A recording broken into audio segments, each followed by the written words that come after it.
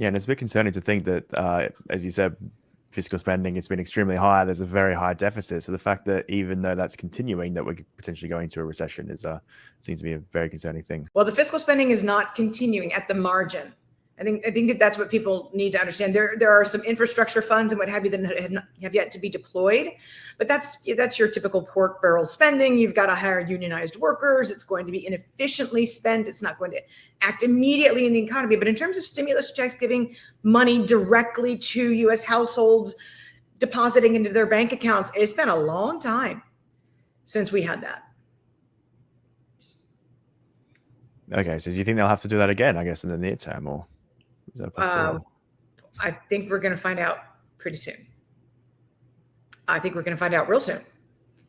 And then we will see about this little thing called checks and balances and whether or not the Congress is willing to go along with what it is asked at the time from whomever is in the White House. What do you think that would be? It's similar to what we saw in COVID, but just during a recessionary period?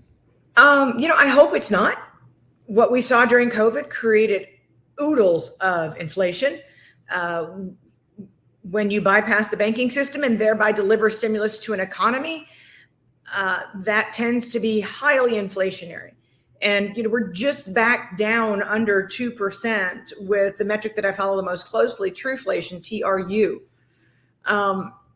And I would hate to see us bounce right back up to double-digit inflation. That would be a shame, especially because you would be deploying this stimulus not to address something that was theoretically going to be transitory or passing, like a global pandemic, and then the economy is going to be reopened. You'd be handing the stimulus out in recession with no hopes of kind of a big, huge reopening impulse, which is what we saw that really got the economy up and running as quickly as it was, because this was a technical man-made recession, if you will. We're going to close the economy down. We're going to open it back up. Of course, you're going to get a rush of economic activity, especially if the government's pumping money in and people didn't skip a beat because they were making so much on unemployment benefits.